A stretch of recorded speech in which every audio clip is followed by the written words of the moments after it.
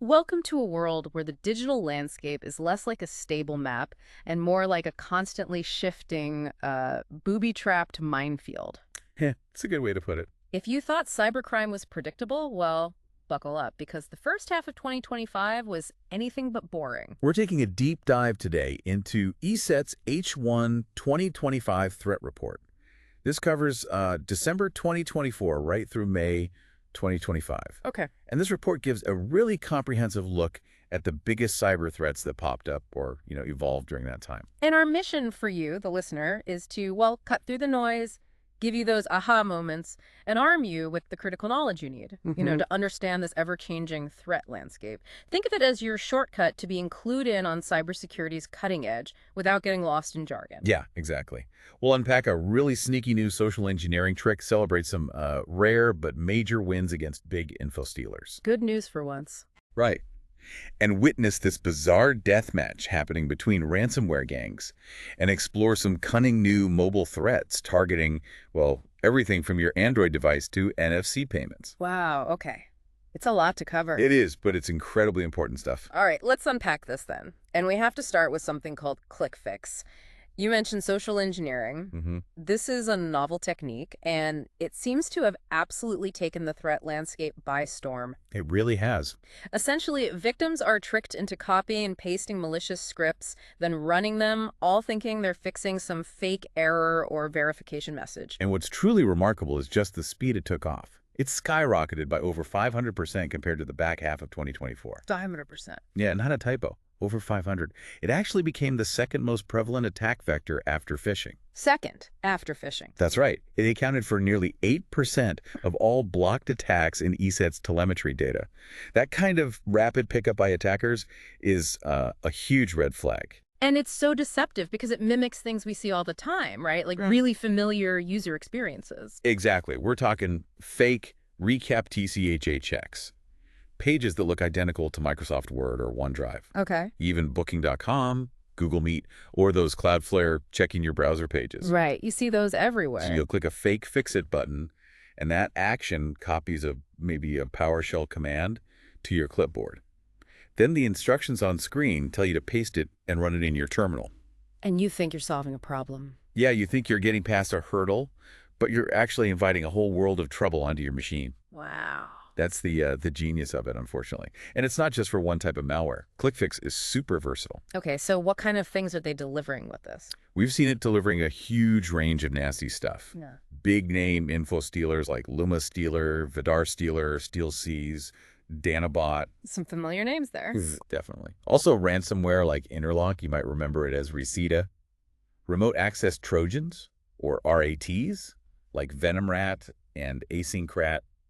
Crypto miners? So basically anything. Pretty much anything, yeah. Yeah. And even custom malware from nation-state actors. They're all jumping on this. And it doesn't matter if you're on Windows, Mac, or Linux. Nope, doesn't care. It's platform agnostic. We've seen it hitting users across the board. For instance, the Amos Stealer deployed on macOS using this method.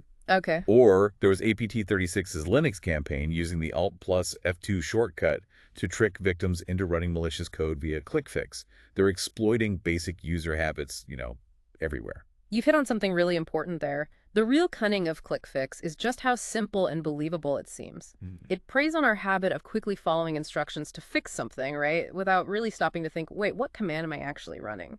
Exactly. And it really begs the question, as these social engineering tactics get more subtle, will operating systems like Windows and Apple, or maybe even the open source communities, need to implement more direct warnings? Like more explicit warnings for running scripts pasted from the web. A bit like the macro warnings we see in Office documents. Precisely. Something really in your face saying, are you sure you want to do this? This came from the internet.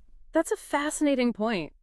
But it feels like a massive challenge, doesn't it? Balancing that user convenience with this kind of subtle deception. It's a tough balance. Are we going to see a future where every copy-paste needs an explicit okay? And what's even crazier is you mentioned threat actors are actually selling builders now.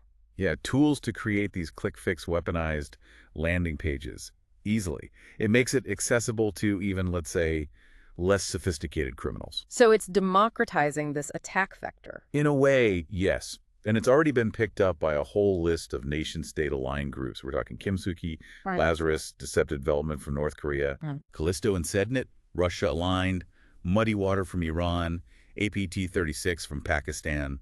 The list goes on. So, given how widespread this is, what's the defense? How do you protect yourself? Well, your strongest shield here is really vigilance. These attacks can be caught at multiple stages, blocking malicious URLs, scanning attachments, detecting the scripts themselves. Right. But for you, the individual user, it means cultivating a real suspicion of any one-click or copy-paste fix for some unknown issue.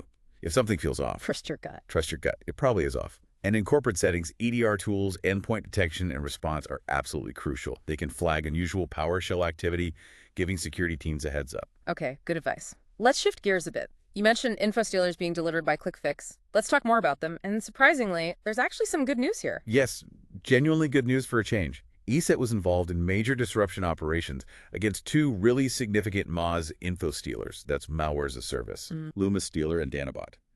Their infrastructure was largely taken down back in May 2025. Wow.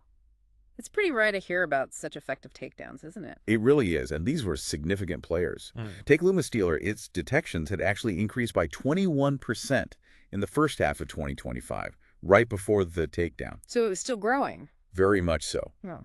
ESET worked with Microsoft and others, targeting all known Luma Stealer command and control servers, the CNC servers. Those are like the malware's headquarters? Yeah, exactly, the nerve centers. And just to give you an idea of scale, we saw 3,353 new unique CNC domains for Luma in the past year alone. That's about 74 new ones every week. That's prolific. Incredibly. And crucially, remember ClickFix. Luma Stealer was the primary payload being delivered by that HTML fake CAPTCHA Trojan. So ClickFix was basically the front door for this massive Luma operation. In many cases, yes. And then there's Danabot, another major Moz operation. ESET's been involved in tracking and helping disrupt that one since 2018, working with the FBI, Europol, and others. A long-term effort then. Very long term. Danabot, which is written in Delphi, it grew by over 50% in H1 2025 before the disruption hit. It was hitting the US and Poland particularly hard. And what was Danabot doing? Oh, it was a real workhorse for criminals. Keylogging, screen recording, stealing files, distributing ransomware like Lockbit, even launching DDoS attacks. And just like Luma, it also started using ClickFix for distribution. So these takedowns are a big deal technically, taking out the servers, but what's the bigger picture impact? That's a great question. If we step back, the broader implication is fascinating. Dismantling the infrastructure is a huge technical blow, obviously. But the success of these mouse operations really hinges on affiliate trust. Trust among criminals. Absolutely. Yeah. Affiliates pay to use the malware service. A major takedown like this, even if the operators try to rebuild later, can seriously damage that trust. Affiliates start thinking, is this platform safe to use? Will I get caught? Okay. So it might force them to rebrand or lose their customers to the other criminals. Exactly. It could force a complete rebranding, or affiliates might just jump ship to a competitor they perceive as more secure. Yeah. It introduces uncertainty. So it's not just about the servers, it's about disrupting the criminal business model itself, creating distrust. Precisely. It adds a layer of friction and unpredictability that can be very damaging to their operations long term. Interesting. But even as we celebrate these wins, the landscape shifts, right? There's always someone else stepping up. Always. And in the info stealer world, there's a new king of the hill. Agent Tesla, which dominated for years, is finally fading. Detections dropped by 57%. Apparently, its creators lost access to their own source code. Oh, wow. Talk about bad luck for them. So who took the crown? That dubious honor goes to Snake Stealer, also known as Snake Keylogger, or sometimes 404 Keylogger. It basically slithered right into the #1 spot in ESET's telemetry. Slithered. I see what you did there. And what's wild is how it got there, right? It wasn't just organic growth. No, not entirely. It really highlights how interconnected these criminal ecosystems are. Snake Stealer was actually recommended as a replacement in Agent Tesla's own Telegram channel after Agent Tesla went down. You're kidding. Recommended by the previous top dog. Oh, yeah, by whoever was running their channel. And its first big surge in detections lined up almost perfectly with Agent Tesla's decline. So while Snake Stealer isn't necessarily revolutionary in its features compared to others, That word-of-mouth recommendation made a huge difference. clearly it did. It's like a 5-star review in the underworld, I suppose. So what does Snake Stealer do? What are its capabilities? It's .NET malware sold via a Telegram group. Pretty standard model now. It steals keystrokes, save credentials from browsers and apps, takes screenshots, grabs clipboard data, The usual info stealer package. pretty much, and it sends that stolen data out via FTP, SMTP, email, or Telegram bots. In H1 2025, it accounted for almost a fifth of all info stealer detections. That's double its numbers from the previous 6 months. A fifth. That's Yeah. significant. Where was it hitting hardest? We saw big numbers in countries like Turkey, Japan, and Spain, and also very significant campaigns targeting Poland and Latvia specifically. And how's it getting onto machines? Still the old classics. Primarily, yes. Malicious attachments and phishing emails, often packed with other cryptors or obfuscation layers to try and sneak past security software. So even with takedowns like Luma and Danabot, the infostealer threat just adapts. New players fill the void very quickly. That's the nature of the beast, unfortunately. Okay, let's pivot again. Speaking of things adapting, Android devices. Seems like they were really under siege in the first half of the year. Adware detections jumped how much? By a staggering 160%. Wow. 160% jump in adware. What's driving that? A big driver was an operation called Kaleidoscope. It's a pretty sophisticated Android ad fraud scheme. It uses this clever tactic they call a deceptive evil twin app scheme. Evil twin. Sounds ominous. How does that work? Okay, so the attackers create two versions of the same app. First, there's the decoy twin. This is a harmless, legitimate-looking app. They upload this one to official app stores like Google Play. Right. To build trust and look legitimate. Exactly. It's all about creating that veneer of legitimacy. But then there's the evil twin. Ah, here we go. This is a malicious version of the same app. It uses the same app name, the same unique app ID, but it's distributed differently through third-party app stores, or maybe deceptive ads, pop-ups, things like that. Okay, and this one has the bad stuff in it. Correct. The evil twin contains code designed to generate fraudulent ad impressions in the background. But here's the really sneaky part. The evil twin pretends to be the legitimate decoy app when it's generating those ad clicks or impressions. So the advertisers think the traffic is coming from the clean app on the official store. Precisely. It makes the fraudulent ad traffic look genuine to the ad networks and advertisers, who then end up paying the fraudsters for fake engagement. It's a con on both the user and the advertiser. That's incredibly sneaky. And who's getting hit by this? Where are the victims? Victims are primarily in regions where third-party app stores are maybe more popular or commonly used, places like Latin America, Turkey, Egypt, India. Okay. And what's the impact on the user's phone? They experience really intrusive, unwanted ads popping up and just general degraded device performance, battery drain, sluggishness. And here's a weird detail. Go on. Some of these evil twin app icons look visually very different from the decoy. Like sometimes it's just a blank white circle. And often tapping the icon might not even launch a proper user interface. It might just open the app info screen in the settings. That should be a huge red flag, right? An app that doesn't seem to do anything. You'd think so, but people still install them. It shows you have to be careful. And this kaleidoscope thing, it wasn't entirely new. No, it actually evolved from an earlier ad fraud operation called Confetti. They're constantly tweaking their tools and techniques to try and stay ahead of detection. So for protecting your Android device, what's the key takeaway here? Vigilance, vigilance, vigilance. Stick to official app stores like Google Play whenever you possibly can. Pay close attention to any unusual app behavior, like an app acting weirdly or not opening properly. Check those permissions, too. Absolutely. Be meticulous about managing app permissions. Does that calculator app really need access to your contacts? Probably not. And also remember, potentially unwanted applications, PUAs, they might not be strictly malicious like malware, but they can seriously degrade your phone's performance and annoy you with ads. Good advice. Okay, staying with mobile threats. NFC payments, near-field communication. You said there was a huge surge there. An absolutely dramatic surge.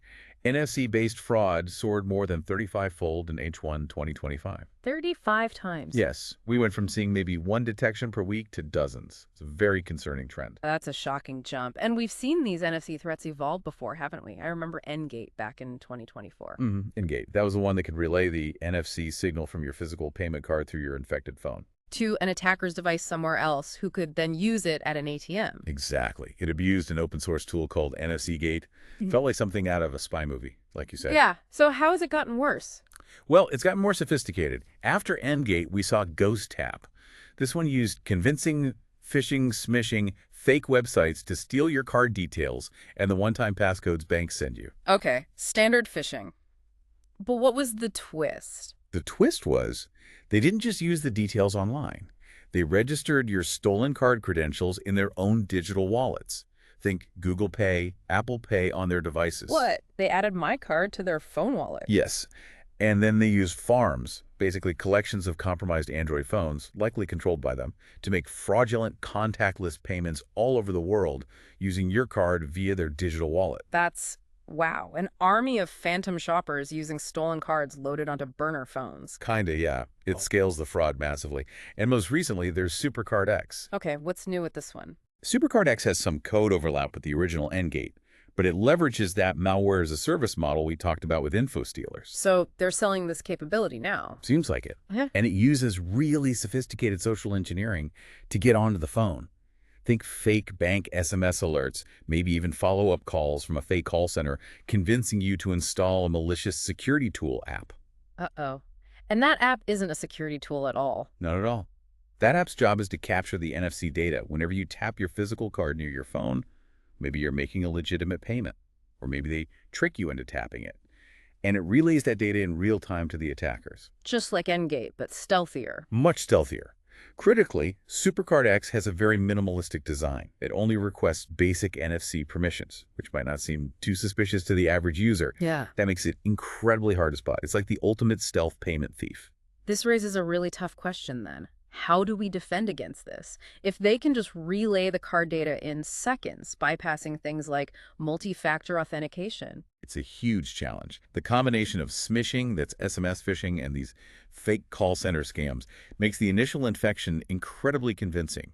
Your awareness is paramount. So scrutinizing those messages, those calls. Absolutely. Downloading apps only from official stores and scrutinizing every single app permission request. Why does this app need NFC? Do I trust the developer? Those questions are more critical than ever. It really puts the onus back on the user to be hypervigilant. It really does. Okay, all right. Let's grab some popcorn, metaphorically speaking, because the ransomware scene sounds like it's descended into utter chaos. You called it a death match. That's pretty much what it felt like in the first half of 2025. We saw this weird trend from 2024 data, right? Ransomware attacks were up, the number of gangs was up. Yeah, attacks up 15%, gangs up 43%. And the actual payments dropped. By how much? Dropped by a stunning 35%. Wow, that seems counterintuitive. Why did payments go down if attacks were up? It seems to be a mix of things.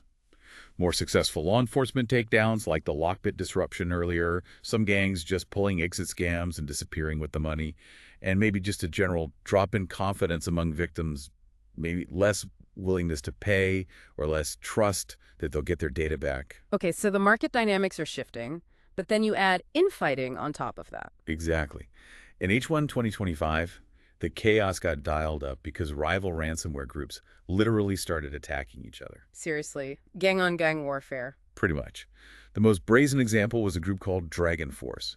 Back in March, they went around defacing the data leak sites, the DLS sites, where gangs post stolen data of the three other groups, Blacklock, Momona, and Ransom Hub, which was actually a leading group at the time. They just hacked their rival's website. Faced them, yeah. And Ransom Hub's operations apparently never recovered after that attack, which left all its affiliates, many of whom had just come over from the disrupted Lockbit gang, stranded without a central operator yet again. Wow, so it's like a criminal merry-go-round of disruption. It sounds like a soap opera. It really does have that feel sometimes. And if that wasn't enough drama, we also saw a flood of leaked secrets from within these gangs. Oh, like what? Everest Ransomware's DLS got defaced with some sarcastic message. Lockbit, after trying to restart its operations, had its new DLS replaced with just a link. A link to what? A link to a massive dump of its own gang's internal information. We're talking alleged names, plaintext passwords for admins and affiliates, Bitcoin addresses, even the chat logs from 4,400 victim negotiations. Plaintext passwords. Ouch. Yeah, not great OPSEC there. And internal messages from the Black Basta operation also got leaked. Phishing templates, crypto addresses, victim credentials. And there's even an account on X.com at Gang Exposed that's just openly doxing alleged leaders from past leaks like Conda leaks and Trick leaks. So it's an absolute mess of backstabbing and leaks. They're eating each other alive. Alongside the continued pressure from law enforcement, yes. We kept seeing arrests, extraditions, indictments related to groups like Doppelpaymer, Lockbit again, Phobos 8 base. And they're going after the infrastructure, too. Definitely. Targeting crypto mixer operator services like Blender.io and Sinbad.io that launder cryptocurrency, and even taking down bulletproof hosting providers that cater to criminals. So they're getting hit from the outside by law enforcement and from the inside by rivals and leaks. It's chaos. But amidst all this chaos, are they still innovating, still developing new attack tools? Oh, absolutely. The innovation never stops. One big focus area is developing EDR killers. EDR, endpoint detection and response. So tools to kill the security software. Exactly. Tools designed to terminate, blind, or crash the security products running on a target system before the ransomware itself executes. How do those work? They can range from simple scripts to really sophisticated techniques like bring your own vulnerable driver or BYOVD. Bring your own vulnerable driver. What does that mean? It means the attackers find a legitimate, digitally signed driver from some vendor that happens to have a security vulnerability in it. They install that vulnerable driver onto the target system. And then they exploit the vulnerability in that legitimate driver to gain kernel-level privileges, basically, the highest level of access on the system. From there, they can terminate almost any process, including security software, in a way that's very hard to detect or stop. That sounds incredibly advanced, operating right at the core of the system. It is highly advanced. ESET actually did deep research into one used by Ransom Hub called EDR Kill Shifter. Get this, it used a 64-character password just to protect its shellcode. 64 characters? Yeah, and analyzing that tool actually helped researchers find links between Ransom Hub affiliates and other rival gangs like Play, Medusa, and Bianlian, showing how these tools sometimes get shared or stolen. There are others out there too, like MS4 Killer, TF Seisman Killer. So they're developing specialized tools just to bypass defenses. And what about abusing legitimate tools? Is that still happening? Oh, constantly. That's an ongoing pervasive trend. Ransomware groups love abusing legitimate remote monitoring and management tools, RMM tools. Things like AnyDesk, Mesh Agent, Simple Help. Tools that IT departments use legitimately. Exactly. But if attackers can trick someone into installing one, or install it themselves after gaining initial access, it gives them a legitimate-looking backdoor into the network that might fly under the radar. Finding unexpected RMM tools on your network is a huge red flag. Right. And just to tie things together, are ransomware gangs also using that click-fix technique we started with? Yes. To bring it full circle, they absolutely are. Interlock Ransomware, for example, was seen directly leveraging ClickFix in its campaigns during H1 2025. How are they using it? They were impersonating common IT tools, like maybe a fake Microsoft Teams update or installer. Victims would follow the ClickFix instructions, thinking they were installing Teams, but they were actually running PowerShell commands to create a backdoor for the Interlock ransomware. So the methods are converging. Social engineering, EDR killers, RMM abuse. They use whatever works. Absolutely. If we look at the bigger picture, the ransomware landscape right now is just pure chaos. It's being driven as much by the rivalries within the criminal underworld as it is by law enforcement actions. So what does that mean going forward? Well, eventually, a new dominant player will probably emerge from the chaos like we've seen before. But for now, this infighting means continuous unpredictability. Dragon Force making false claims about hacks, all the leaks. It just fuels the untrustworthiness in an already murky world. It's hard for anyone, including the criminals themselves, to know who to trust. What a tangled web. Okay, so wrapping things up. As you can clearly see, the first half of 2025 was incredibly dynamic, just constant change in the cyber threat world. Yeah, from that deceptive simplicity of ClickFix and how fast it rose. To the complex infighting, the soap opera among ransomware gangs. And those really innovative, frankly scary new ways mobile devices are being targeted, especially with NFC. Understanding these evolving tactics is just more crucial than ever before. And the insights we've uncovered today, they aren't just, interesting facts. They're directly applicable. They really are. It's about how you can better protect yourself, your data, your digital life. That vigilance we talked about, making informed choices about what you click or install. And having strong, proactive security practices in place. Those are genuinely your best defense against this constantly shifting landscape. So as cybercriminals constantly adapt and find new angles, it leaves us with a final thought, maybe. Yeah, it raises an important question, doesn't it? Beyond just reacting to the threats we see today. How can we, individuals, organizations, maybe start to anticipate the next wave of attacks? Exactly. By understanding the underlying psychology, the technological weak spots that criminals consistently exploit, can we get ahead of the curve somehow? Something to definitely ponder. Thank you for diving deep with us today. My pleasure. Lots to keep an eye on.